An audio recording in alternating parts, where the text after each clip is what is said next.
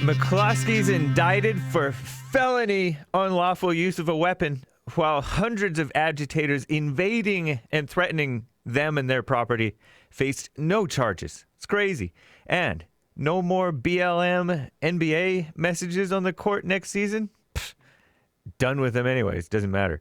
This is the end of Hour 2. It's Wednesday, October 7th, 2020. Stay tuned for Hour 3 of the Jesse Lee Peterson Show. After Jesse, catch the Hake Report, thehakereport.com/show. I'm live Monday through Friday, 9 a.m. U.S. Pacific time. But first, Hake news, not fake news.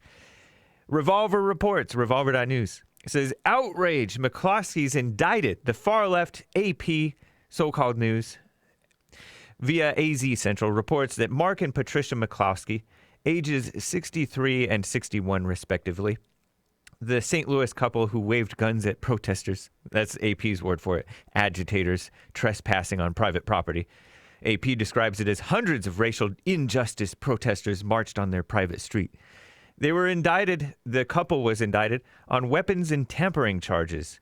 The injustice against whites and cops, obviously, not against the blacks.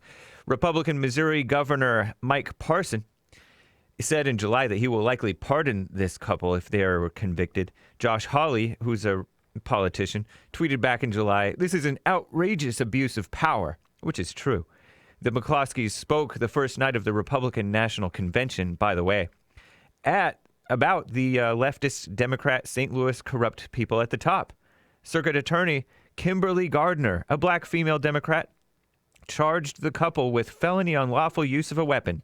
This female Democrat said that the display of guns risked bloodshed at what she called an otherwise peaceful protest. What a sleazy liar. The incident happened June 28th as hate-filled agitators walked towards the home of female St. Louis Mayor Lyda Krewson, Democrat, blocks away. They suddenly decided to veer onto the McCloskeys street, instigating the confrontation caught on cell phone video, which showed Mark McCloskey in front of the $1 million home, armed with an AR-15 rifle, and Patricia McCloskey with a semi-automatic handgun.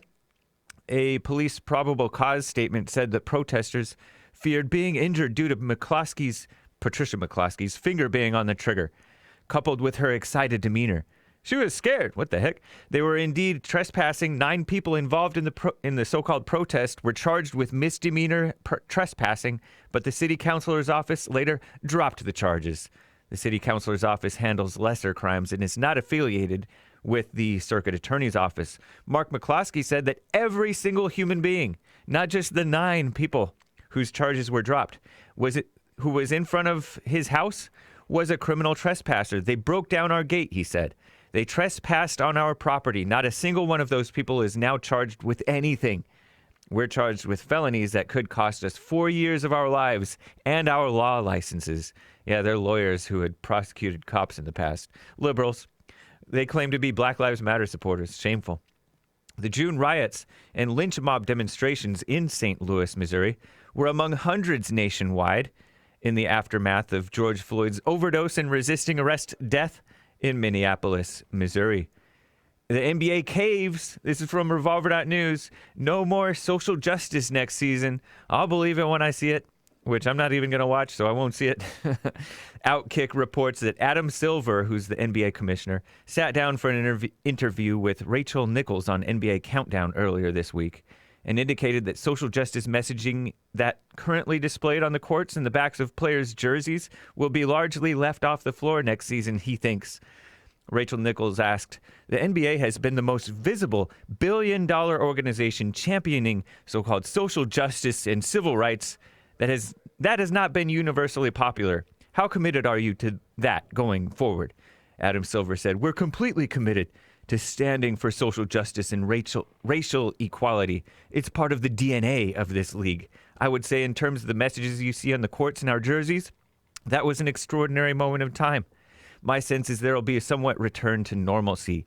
Those messages will be largely left to be delivered off the floor.